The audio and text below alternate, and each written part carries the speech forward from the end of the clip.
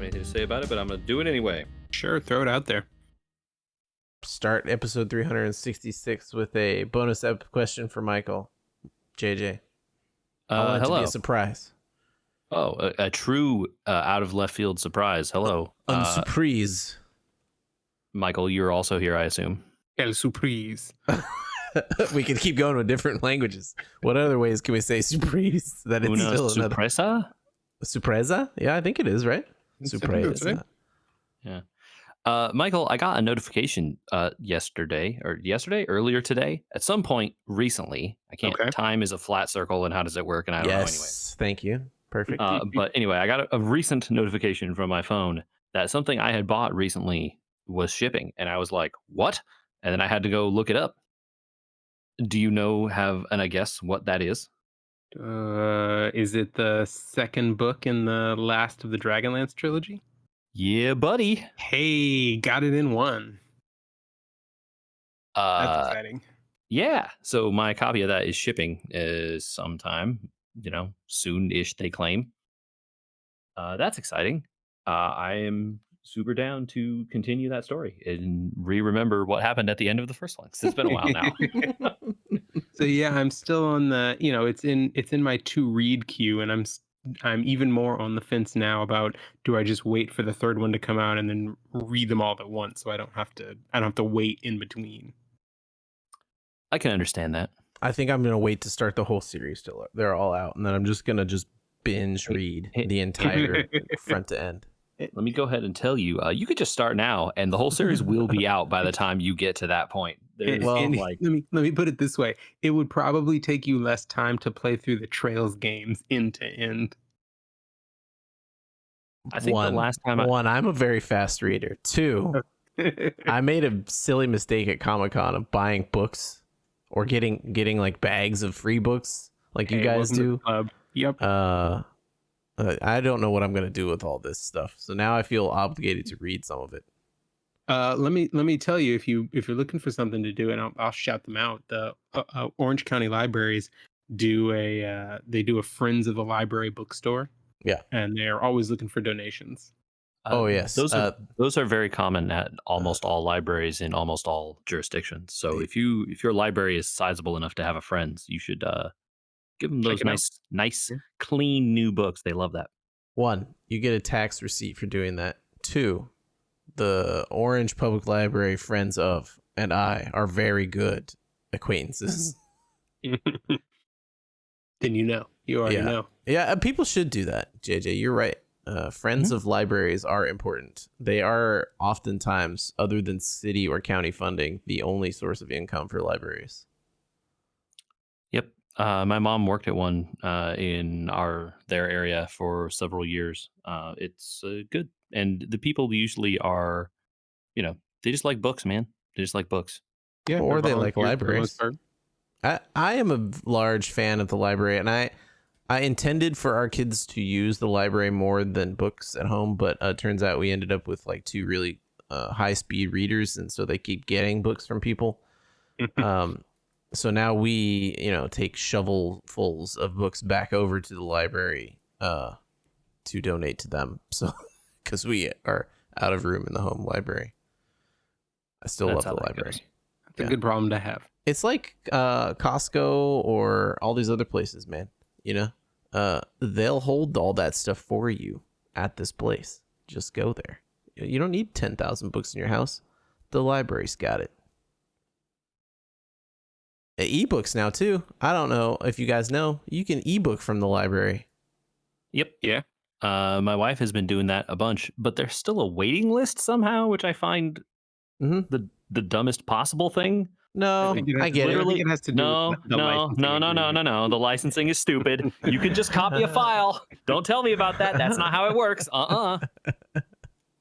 I understand the people making these rules, and that's why I get it. Look, the artist gets, or the authors get payment based on copies. Every time you make a new one, give them some money. That seems fine to me. What's the problem? The library can't afford that, and so they had to come up with another system. Dumb. I agree. What you're saying is the problem is the copyright system. So we should Yeah. get rid of that. Got it. Okay, we're gonna abolish copyrights. Problem solved. We did it, guys. Well, this is getting complicated because now you're walking across the picket line there, buddy. Oh, I mean, look, there's it's, it affects a lot of things, copyright, not just all those picketing folks out there, but getting rid of copyright would change like entire industries besides creative ones. Yeah. I mean, all medical companies would maybe a lot of them instantly go bankrupt. Like half of law firms maybe would go out of business. Like tons of things would just go. Maybe the world would be a better place in the end, but it'll never. Not in the intermediate. Once the fires got put out. Yeah. For the 5,000 people left. So you're saying you want to start the guzzling wars? I think that's a copyrighted word there, buddy. I'm just saying. In the hellscape that exists afterwards, there won't be any copyright, so it doesn't matter if it's copyrighted, right? See, so I can just say whatever we want. That's cool that you guys are going to get Dragonlance book 2 soon. I'm excited for it. I enjoyed that first one a lot, and it's cool to like be able to go back. They left it on a good place, and you're like, oh, okay, we're doing this now, and now I'm excited to see what doing that will be. Yeah, I'm excited that they get to say like a real farewell to the series of all those books. Yeah, me too. It's weird to Andy. Actually, those books are pretty harmless in terms of content. I was not a lot older than your oldest child when I first started reading them. So you're saying there's a chance? Yeah, I think I was probably around the same age that you were, JJ. Yeah, especially the first set of them. I don't think the words are terribly difficult. It sounds like your kids are good readers anyway. I mean, there's a lot of like, D&D type stuff and, magic characters and things of that nature. But, when your kid is coming up to you and asking you what a lich is, or like, why is the dragon this color or instead of this other color or whatever, like, you got a good kid going. That's a good problem to have. Yeah. It's a good problem. What's a beholder, Daddy? Yeah. Ooh, child.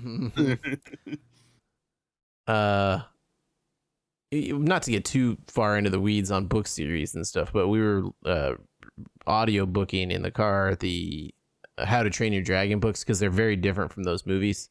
And by book 3, they're decently violent, not like graphically violent, but there's definitely like characters describing their terror at watching dragons kill each other kind of thing,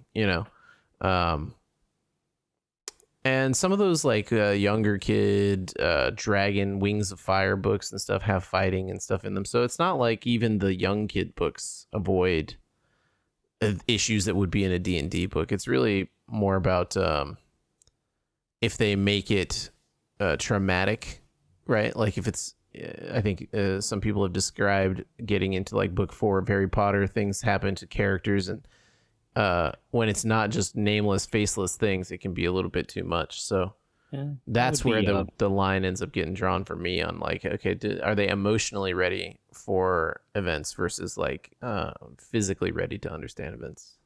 Yeah. So that would be book 2 then, Michael. Well, so JJ, I was gonna say, are you familiar with the Dragonlance Chronicles for young readers? Oh no, is there a different version? So right. there is a I don't remember if it was actually, they're the only ones that I haven't actually read, but they are meant to be like an introductory step for slightly younger kids. There's 6 of them, I think. Is it just Chronicles, or is it Chronicles for young readers? It's called Dragonlance Chronicles for young readers. Okay. If you just and I think it is the Chronicles series, JJ, just adapted. They ain't on Amazon.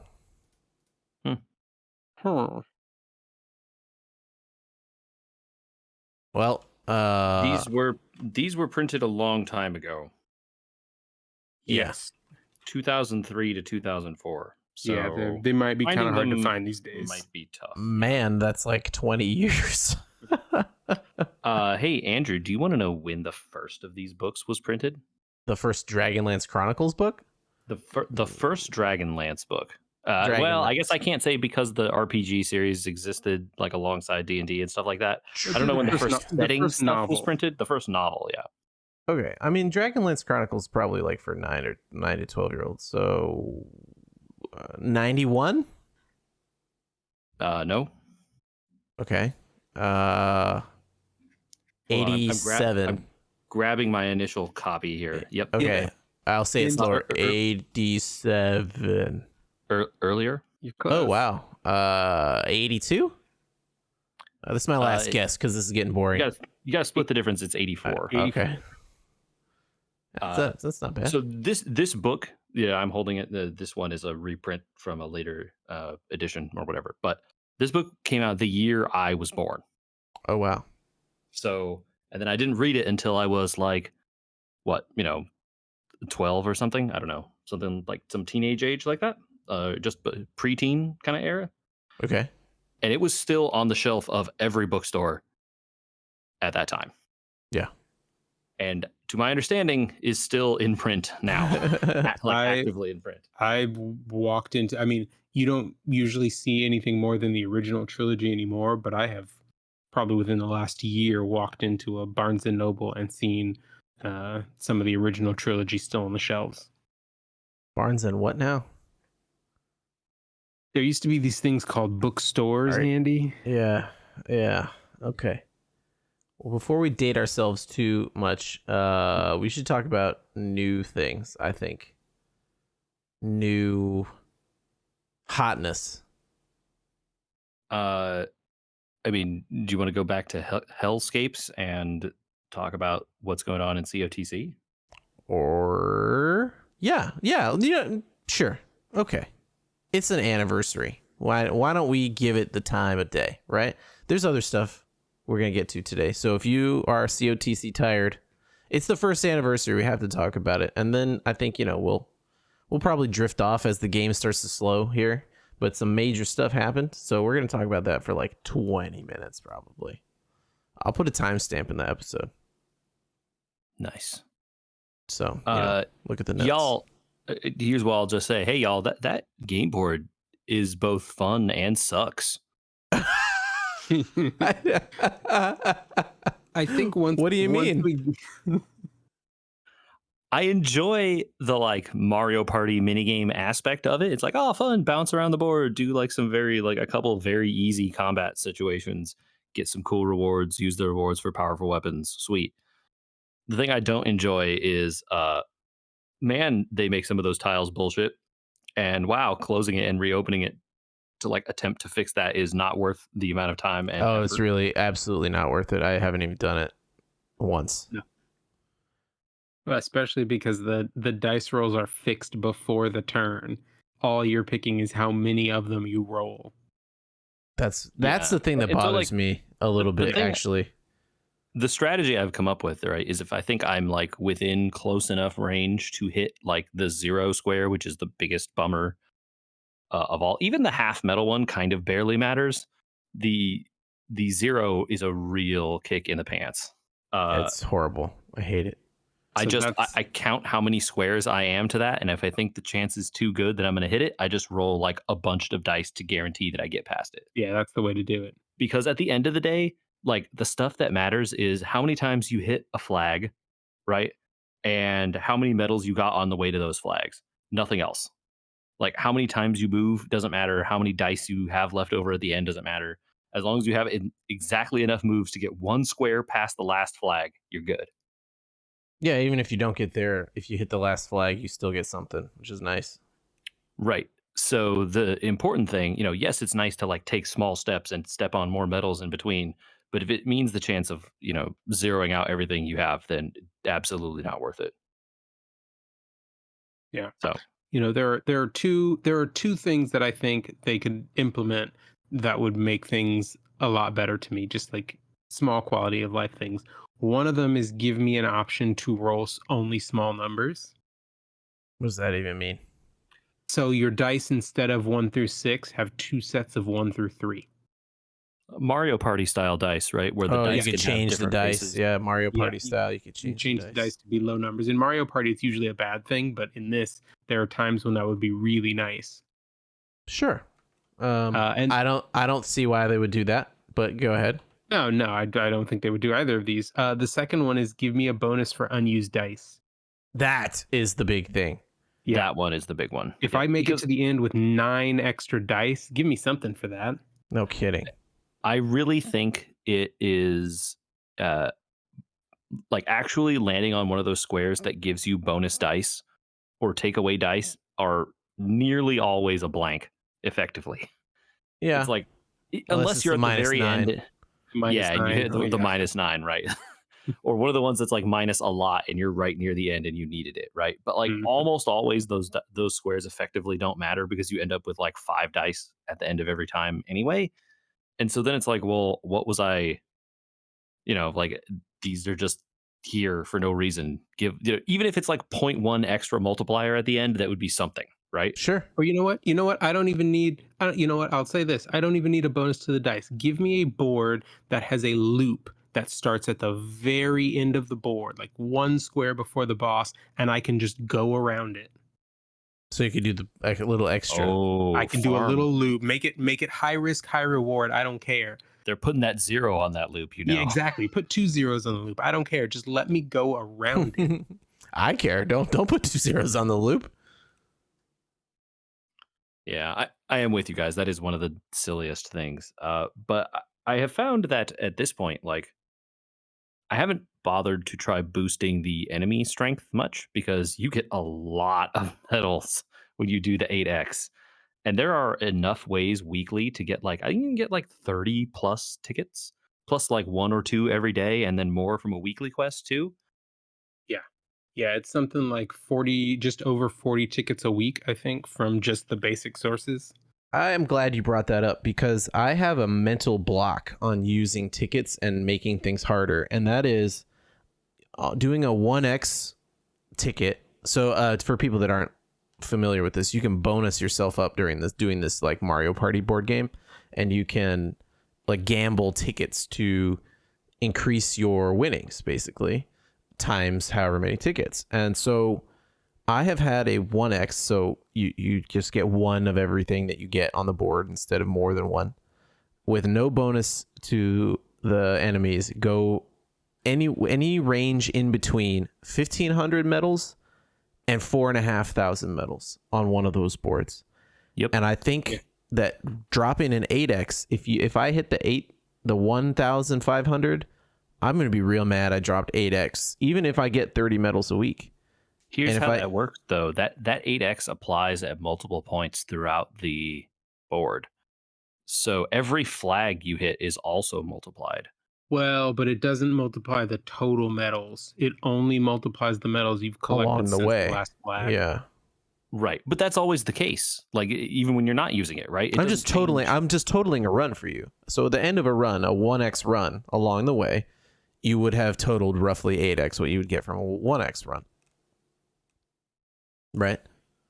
So you take 1,500 from a 1x run and multiply that by 8, you would have gotten, what is that? Like 12,000? Yeah. Yeah. Okay.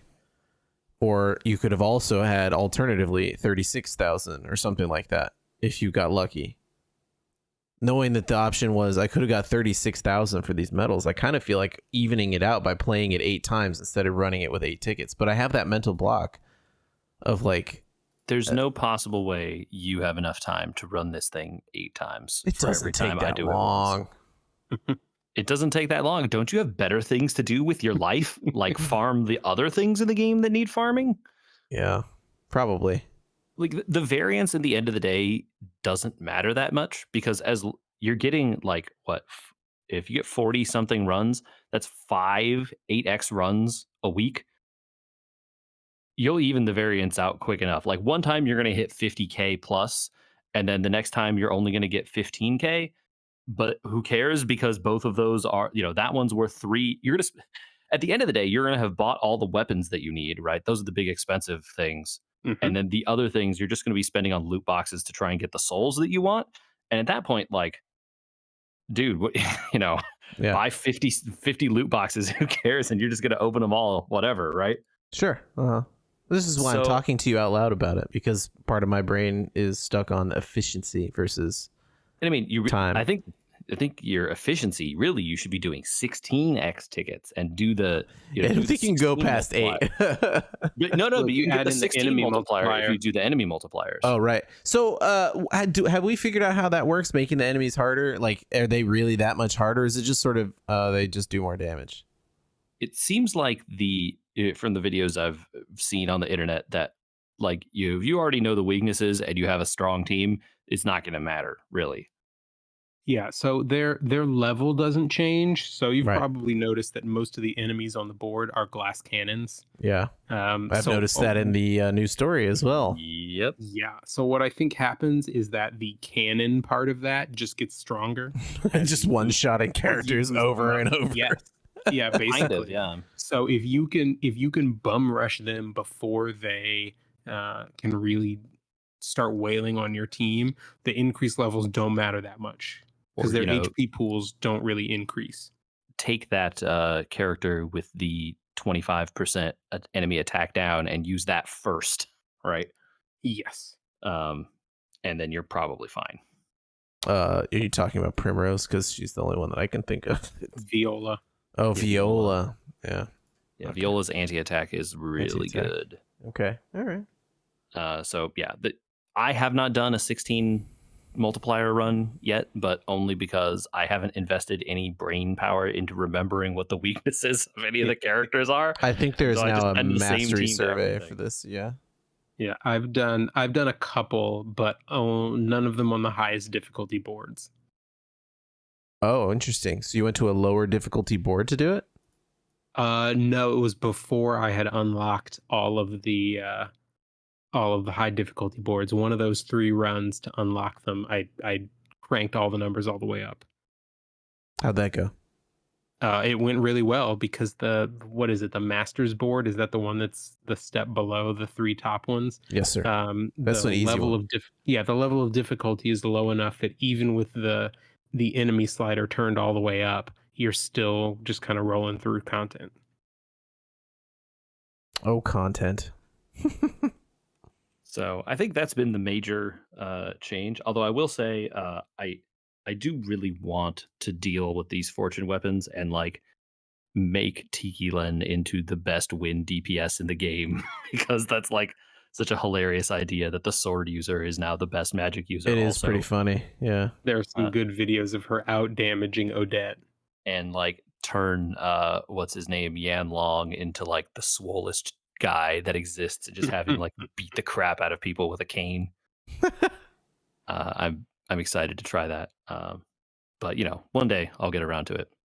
How's I your wouldn't worry. last little bit of COTC here, Andy? How's your 3-star team coming? So yeah, I guess we give people a little thing. The game has like this mechanic where your characters are gated behind guide stones, they call them, and you have to kind of time gate their leveling based on how many of these you can get at a time.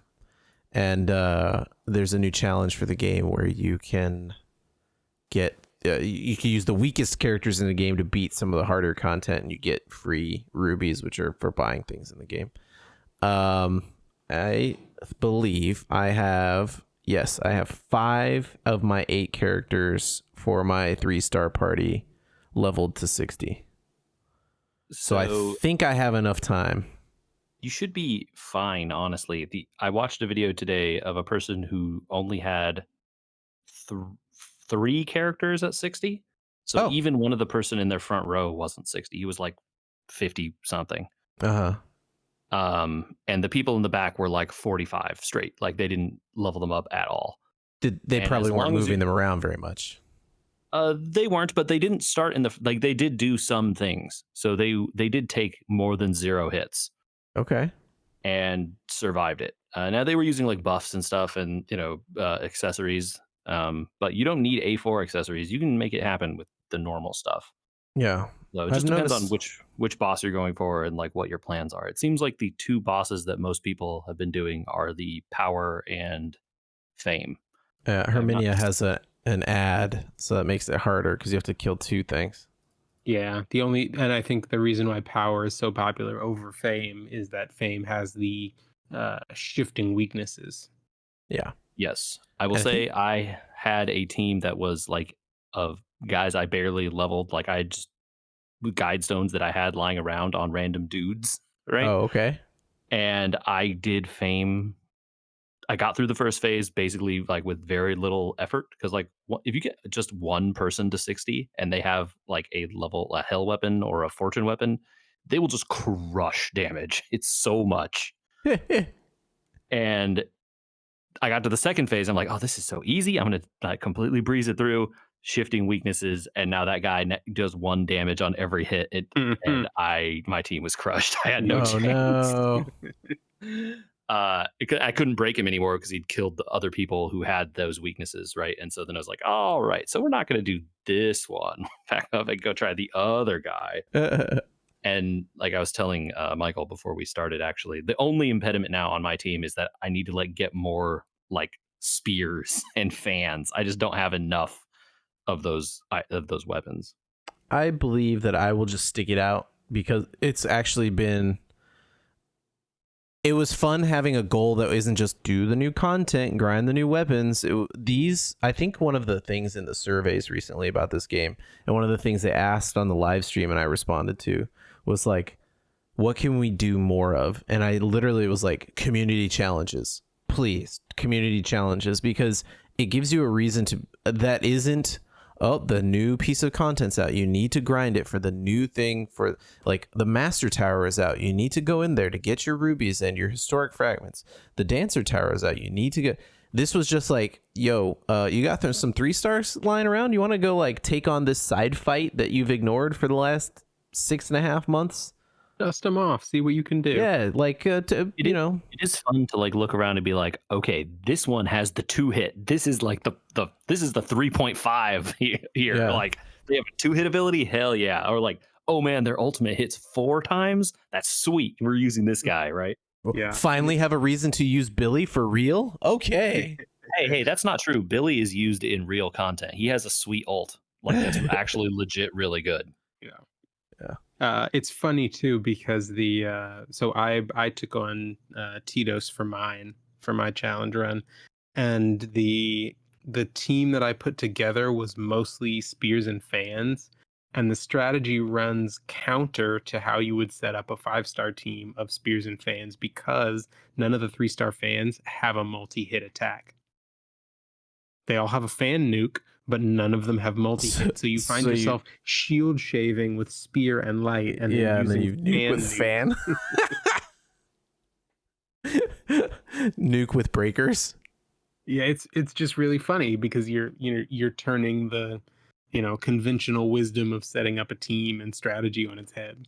Michael, may I point you that the light 3-star character Eunice is very good. Oh, she and Jose carried a lot of damage on my team. Yeah, okay. I was like, as long I'm just making sure you know, it was like she is a house, man. Does so much damage compared to like these spear guys and the spear person with the fortune weapon I have, and Eunice with her just little like whatever, some book I had given her, like one of the heck books, right? It doesn't have like the souls properly set up or anything. And she's like nuking the crap out of him. Oh yeah, she just the spear person is like HP. poke. I while sitting here moved another one up to 60 because I forgot that I had gotten gold coins to change in from doing the story content today. So I am down to Eunice and Juan, who need to go to 60. Okay. Yeah, you probably have enough time. Those you got 2 weeks. Yeah. Yeah. I mean, it just started today, and that's cool. I really think that that's one of the better things they could do to keep this game going, is to like not make it so that YouTube personalities are just putting out content on videos on how to do new content, and like, here's how to do it fast, and then you wait 3 months and you find out how to do it faster, and then you wait 3 months and you find out how to do it faster, and then JJ and Michael and I finally have characters that are strong enough to do it, so we go back and look at 3-month-old videos, and like that process is kind of boring, but like it's fun enough to keep playing. But I don't want to negate the content itself, but like the idea that this is something I can do right now. Like we can all pop on Reddit and be like, okay, what are people like thinking for doing this kind of challenge? You know, I didn't even bother for this one. I was like, I think I can do it with these characters. Let me just throw them in and see what happens. Sure. That was exactly the same. The power level is low enough, and the like weapons are insanely strong enough that if you just get a few of them to 60, they will just carry you. Yeah. That was kind of the same with Tiki, right? Like, okay, I know Tiki's mechanics. I know her weaknesses. I can go back in and do this by myself. I don't need a video to tell me how to beat her in 5 turns or less. I can do that. Yeah. Right. Now, it was fun to figure it out, but yeah. Speaking of stuff that has been fun, I watched in YouTube videos. I watched a video recently on YouTube about favorite game of the pod, Vampire Survivors. Vampire Survivors game of the year, dude. Maybe, probably. I mean, it's still rated top 5 on the Steam Deck most hours played or something like that. I'm very curious to see how that co-op mode works. Same here. Yeah, we'll see. Pretty interested in that. I'm pretty cool. You're talking about No Clip? Yes, No Clip put out a documentary on the making of Vampire Survivors. Danny O'Dwyer. Yes, that was a really bad version of Danny O'Dwyer's wonderful accent, which is now softened thanks to his living in San Francisco. His Irish brogue. Yeah, not quite a softened brogue, I guess. But yeah, it was really interesting. Have either of you guys gotten around to it? I sure did. I have not yet. Okay, Michael, we're gonna spoil Michael, would it help you and entice you if you found that they did a lot of interviews with the developer, but the developer doesn't like to be on camera? He doesn't like to do voice interviews. Every interview before Danny's has been by email. And so in order to combat this in a YouTube video series about this guy, they made a vampire puppet to represent him. Yes. I'm sold. That's the appropriate reaction, Michael. It is hilarious. I'm absolutely in for that. It looks like, it looks like a Muppet Dracula, effectively. It looks like the Count, but like more Draculized. It looks like a puppet version of the guy from the intro screen, right? Like the big vampire that's in the splash screen. That's the point play. of it. Yeah. Okay. But it's a puppet, so it looks like a puppet.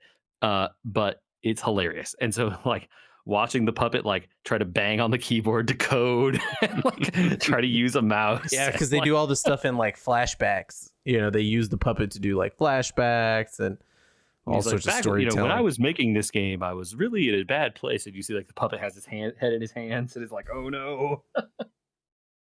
The puppet in front of like all those gambling apps that he was working on. Right. Yeah. So now, it makes perfect sense knowing the backstory of this guy that he used to work in gambling, why that treasure chest is so good. Oh, Luca? Yeah. Now I know, right? So the gentleman who made Vampire Survivors initially was Luca Galante? The company that runs that now is Ponkel, I think.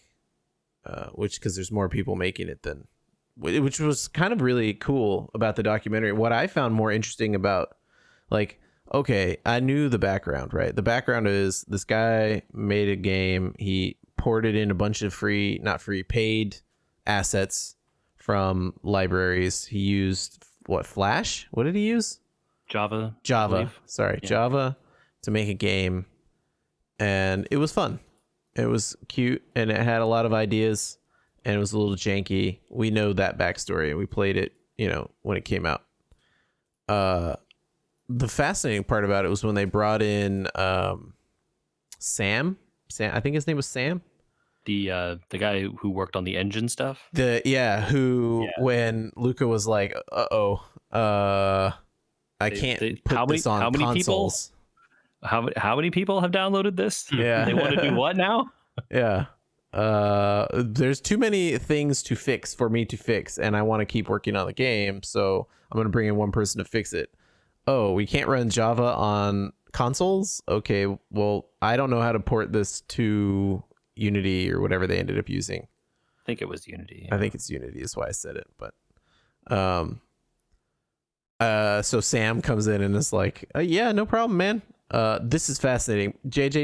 Michael, I think you would get fired for doing something like this, but JJ, describe how he creates new content for the game.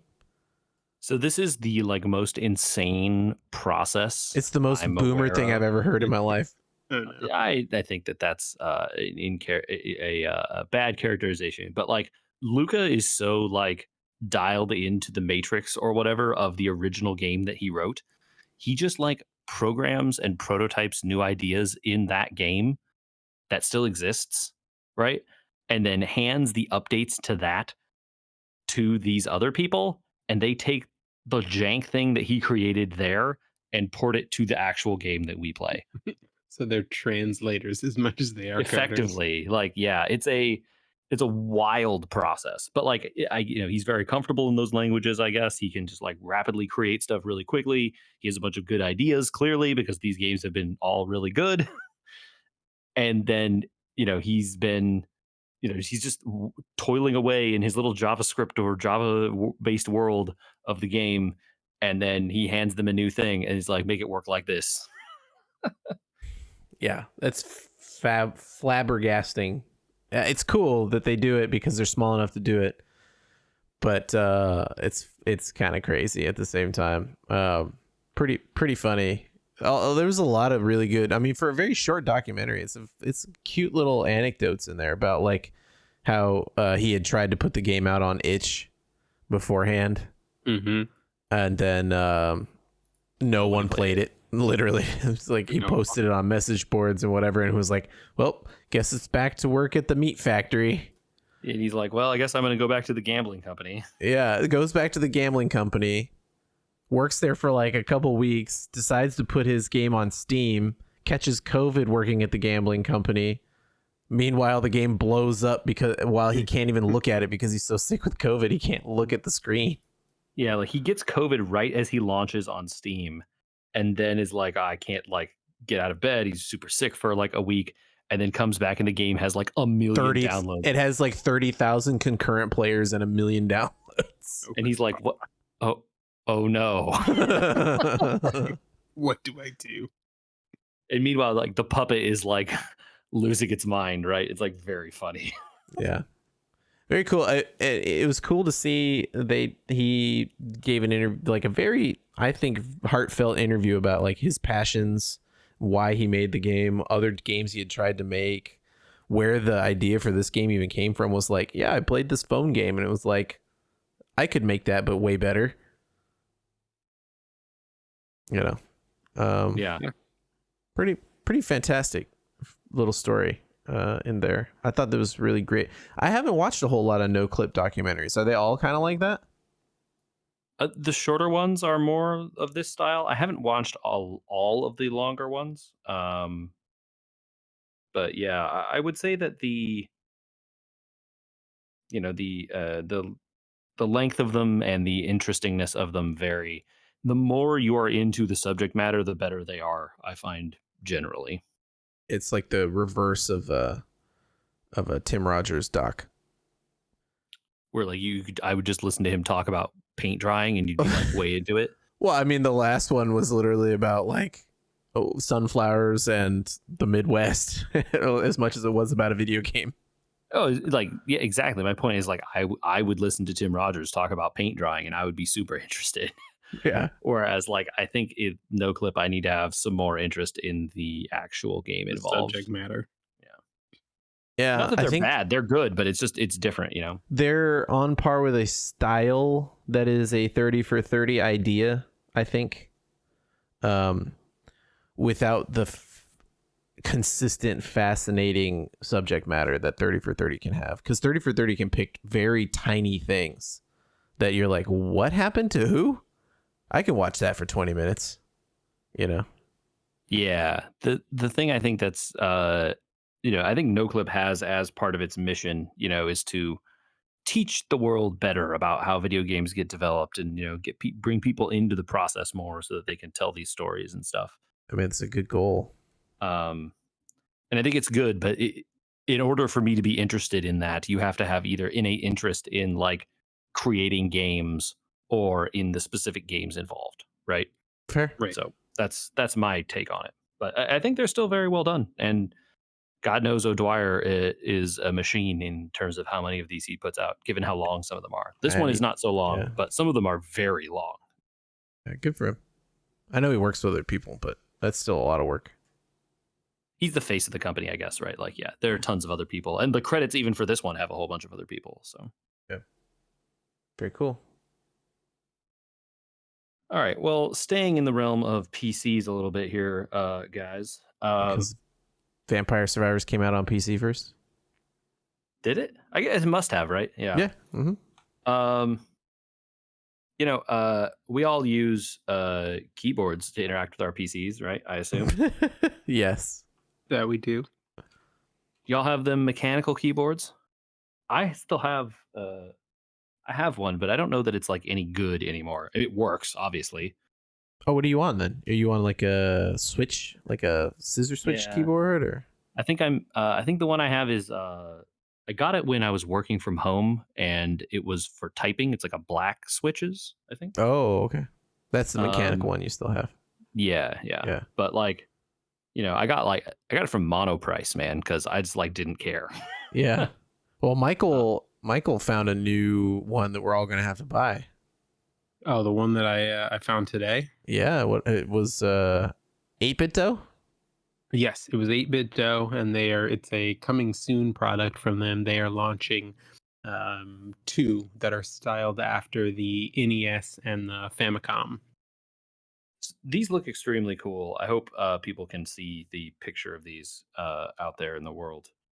I think it is hilarious that they come with 2 gigantic macro buttons. It's good. I wondered quality wise about how they would be, and then I realized 8-bit dough controllers are pretty good, so they probably put some time into it. They're using Kyle switches. I don't know. They're like a Cherry competitor, I guess. I mean, like, Cherry is a brand name, right? So like the actual switches themselves aren't it's like, oh, you're using a different competitor's switch. Like, I don't know that I am enough of a keyboard aficionado to know the difference between those brands, right?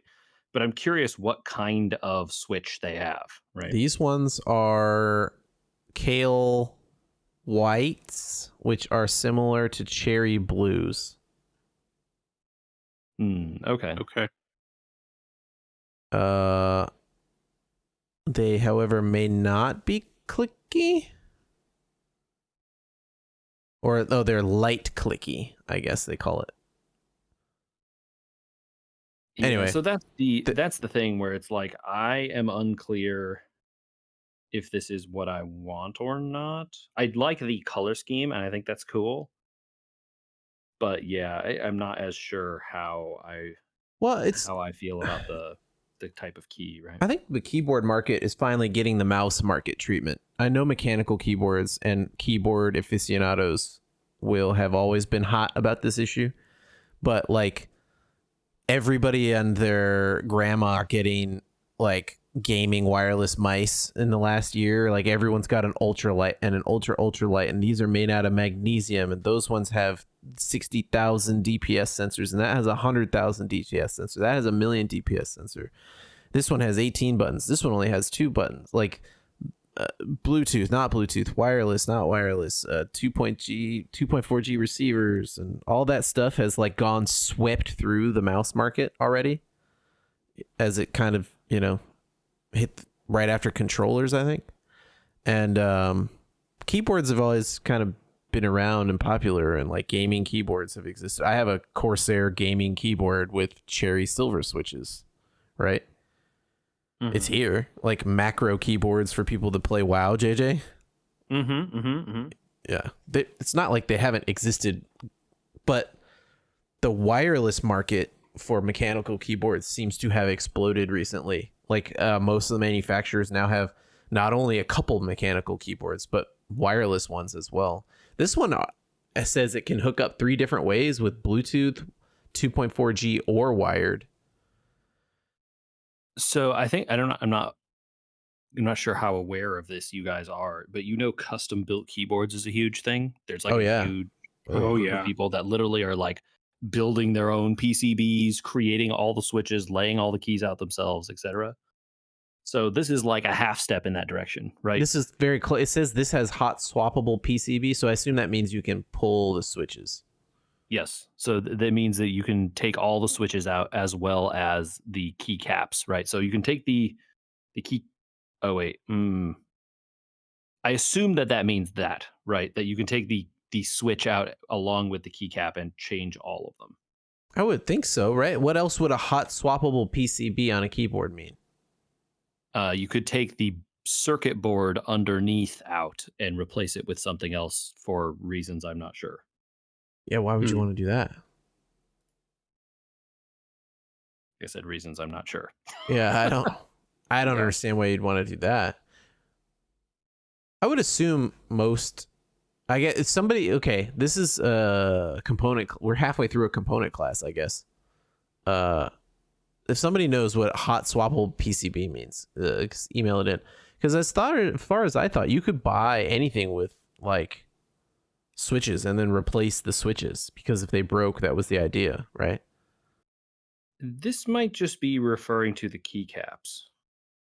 Well, PCB is not a keycap. Oh no, you know what? You're right. You're right. It says the hot swappable PCB. PCB stands for printed circuit board. Yeah, I know. So that's what that means. Yep. And to me, the key themselves is not part of the PCB. So I would not think that's. So this allows you to change the PCB out of the board as well for a different PCB. Okay. It must. Okay. What is N key rollover? That's another one I don't know either. N key rollover means you can press as many keys as you want at the same time and they will all register. As opposed to X key rollover, which is like 1 key or 2 key, right? Is how many keys you can hold down at the same time and have all of the inputs register. Oh, okay. So for gaming, that's what you want, because you want to be able to hit multiple keys at once. And not have to lift up, right? So like the important thing with rollover is like keys register on down, not on lift, unless you have certain kinds of switches that only register on lift. But anyway, normally it's only when you press down. So if you are trying to do something really fast in a game, you want to press these 4 keys in that order, and then these 4 keys in a different order, and the last key that you hit, the newest last key in every sequence is always the one that registers, and you can keep the other ones held down as long as you want without having to, 1 let go, 2 let go, 3 let go, right? Okay. Okay. So that's N key rollover is what you want. Like cheap keyboards don't have it, but the better ones do. I mean, for $99, this seems like a pretty good deal in the keyboard market.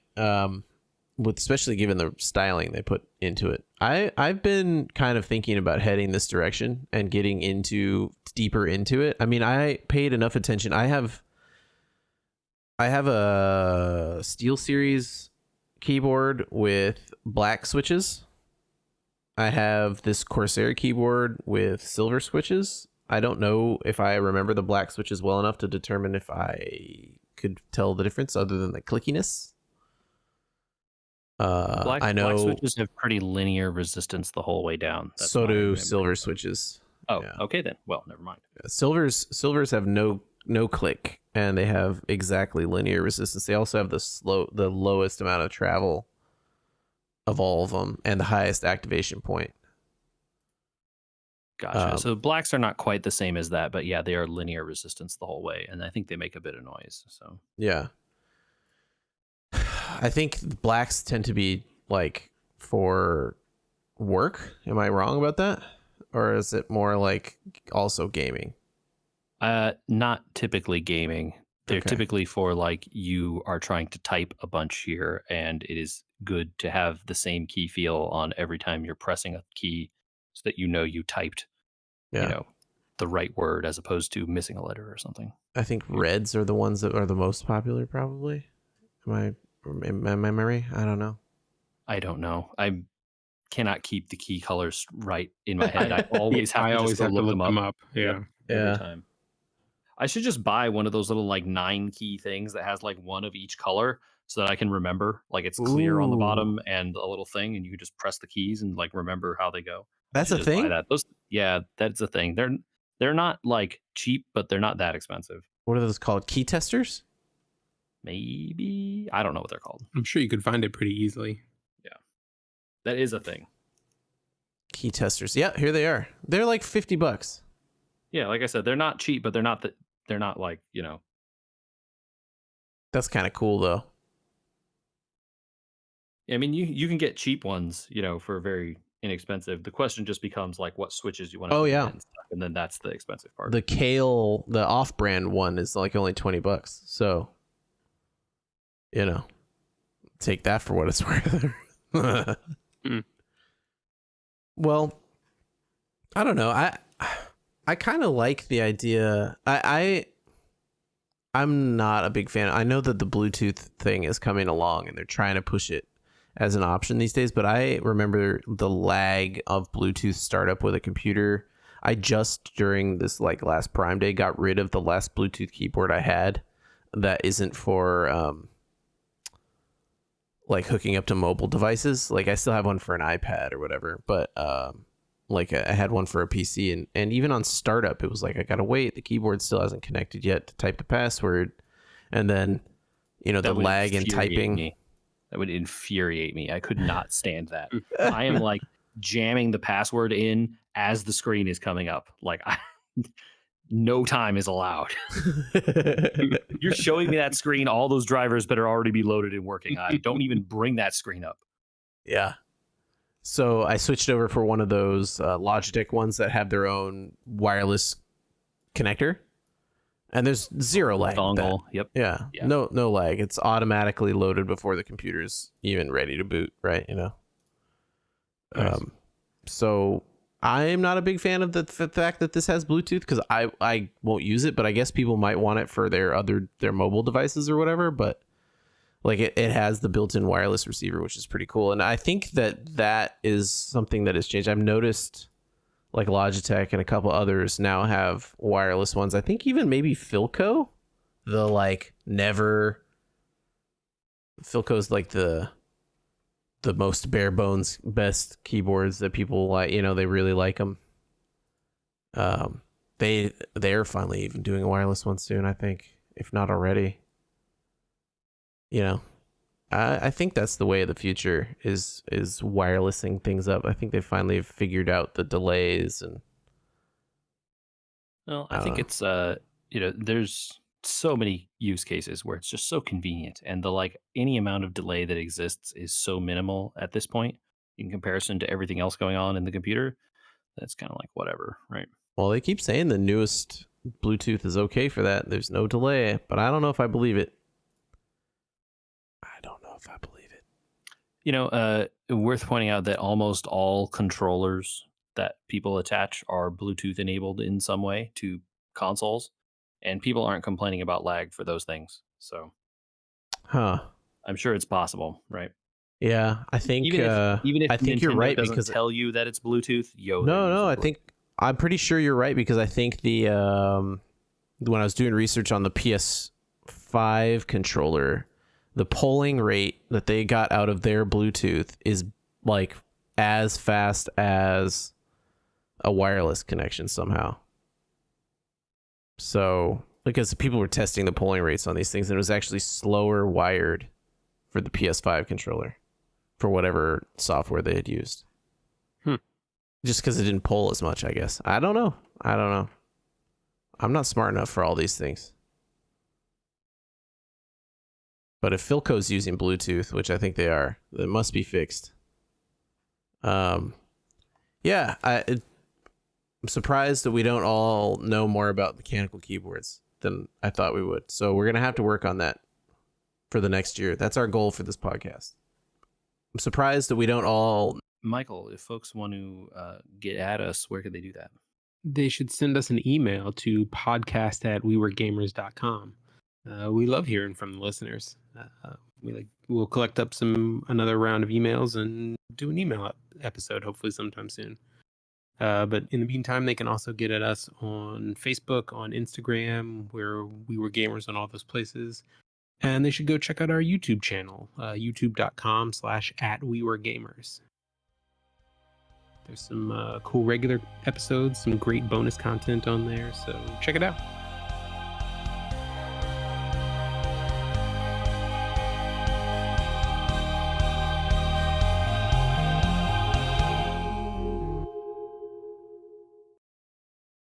It really annoys me when my rubies end in a 1.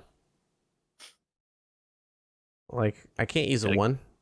Got to get more of those 3s and 2s to offset it, right? Means I gotta go kill snow yaks.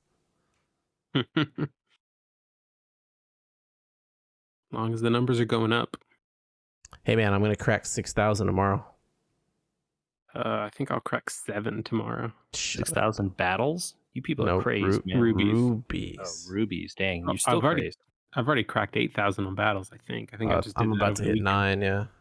You're both insane. I'm like under 5. No, wait, I hit 5 already, but I'm under 6.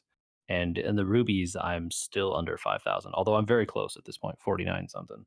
I don't know if all my August refights count. I don't think they do. For battle, I'm not sure that they do. Yeah. I don't think they do.